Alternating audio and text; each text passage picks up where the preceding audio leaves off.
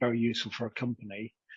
It goes on the front page of our internal portal. We see e-learning courses about it, but most people just take it with a pinch of salt and then move on.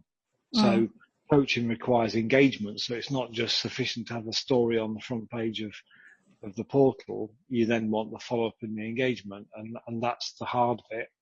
People can always tick a box and say, yeah, I'm aware of that, but it's whether they actually engage with it. What happens if, I don't know how easy it is to put questionnaires or surveys, but it's one of those, okay, what's actually challenging you in this current environment, because it's not remedial, but it's this is the situation, this is the environment, and these are some of the challenges.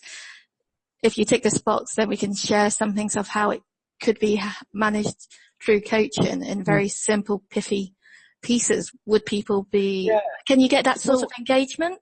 Is that possible? Well, we have a global employee survey, and as part of our response to the employees' responses, we look at creative things like that. What is it that, and do we make those things more visible, or do we actually use those things to specifically address those areas?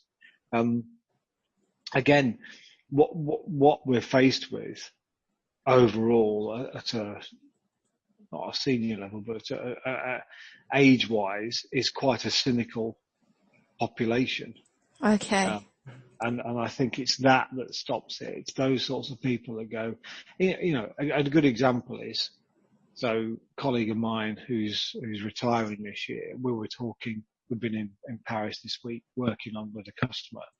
But during that time, obviously you've got lots of, travel time, spare time. You're sat in airports for blooming hours or whatever. and he's, he'll start chatting to me about stuff. And it won't always be work stuff, but it might be home stuff and other stuff. And I'm just then using my kind of coaching head to probe and ask more questions and just say, what, and he'll say, well, I can't be doing that. And, I go, hang on. So what do you think's preventing you doing that? And I'm picking away at the reality, and I'm picking away at assumptions that are being made. And at the end of it all, he might go home and he might still do exactly what he planned to do, 3 days before we had the conversation. The difference is nobody would say, oh, well, actually, I had a good coaching session with Simon over the weekend while we sat at gate F27 or whatever in Charles de Gaulle Airport, because we got there 3 hours before the flight because of train strikes or whatever, but they wouldn't see that as coaching. And I think that's the hard bit, is that I think those kind of conversations go on an awful lot in the company. And that's the point I was trying to make to my supervision group on Monday, was saying, these things happen all the time. It doesn't have to be, oh, actually, I'm coaching person X and we've got a room booked for an hour and we're going to do a coaching session, and then I'm going to log it in some kind of random system or whatever. I said it might just be that your colleague says, oh, I was talking to so-and-so last week, and I think we're going to have to really tackle this customer problem. And then you turn your coaching head on. Yeah. And just use that powerful questioning that coaches are good at to help them unpick it. And before you know it, they go away feeling slightly lighter because you've taken a bit of weight off them. They've thought through a problem. They've shared a problem. And actually, you, because you're a coach, might say, actually, I was being a coach in that environment. But at the other end of the scale, they might not recognize that it has anything to do with coaching. And the question then is, if you want to promote coaching, how do you capture all those little things and say that this is all coaching? Or do you just say, you know what, it's not a problem, just let it happen? And I'm kind of a mind now to say, if we've got trained coaches who can truly do that in a good sense, the secret is maybe to say, well, we get enough other managers who are doing that some of the time. Yeah. That actually, if someone then says, actually, these conversations are becoming more regular, or actually that was a very useful conversation. Maybe we could do it again sometime. Maybe I could bring something more specific or whatever. If it comes from the individual, it's then being able to say, well, actually, if you want to do that, why don't you get yourself a coach?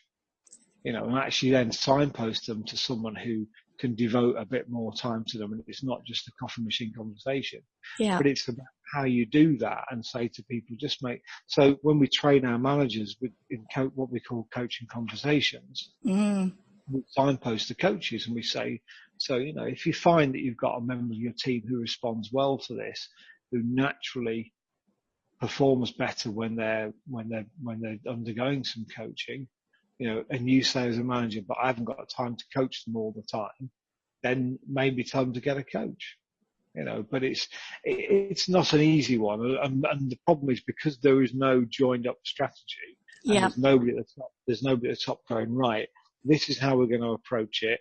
Let's all do this.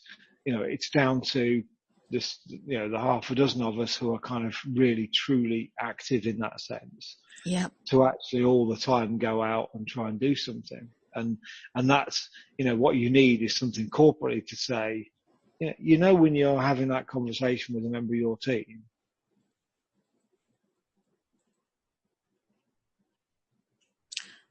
I've lost what you're saying, Simon. It's gone quiet.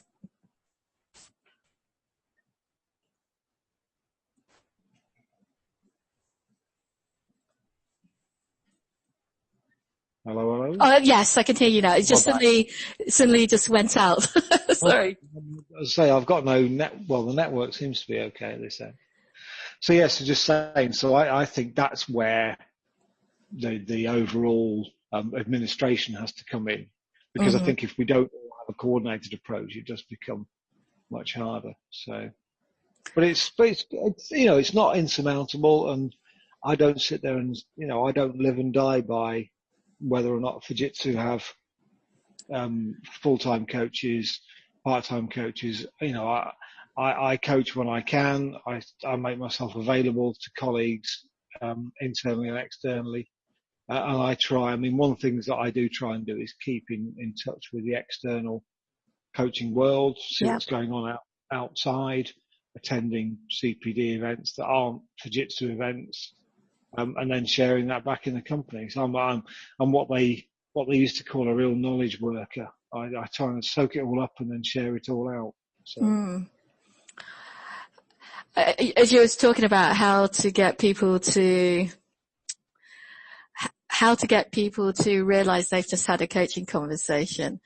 As you was talking about, like having the coffee machine, I had within my workspace, I was sitting down and just taking time out from my own work. And suddenly people because it's all different businesses, and then suddenly they sat down and then they were talking about, I have this problem. I need to work out what I need to do. Started talking and they said, I've got my solution. Well, actually, I want to talk to you about something else now. And then they start talking and they say, basically it's a coaching conversation. It's just what you do instead of coaching. And so afterwards he said to me, thank you very much for having a conversation with me. And I said at the end, well, this is what I do. This is coaching. And he was shocked because I was labeling that this was coaching what he called a conversation, because preconceived he has other ideas of what is coaching. And so it's like, no, this is coaching. So then he went off and is like, you know, this is what it's about and this is what a conversation is. And it's almost like when you're saying in your supervision group, is like, because you're saying in the informal sense, how many of those conversations have you had? Can you name them? And does it need to be as protected from going to Henley School as being the only way of having coaching? Yeah, and I think that's the point. I think people have that preconception, and 90% of the people that we know who've had coaching absolutely recognise the benefit of it, whether it's been labelled as such or not. And I think that's the hard bit, is kind of in a sense letting go and then saying, but if we do want to measure this, if we do want to measure the impact it's having and the number of times it's having, you know, the quality and the quantity, then we need to have a way of doing it. But ultimately, it's about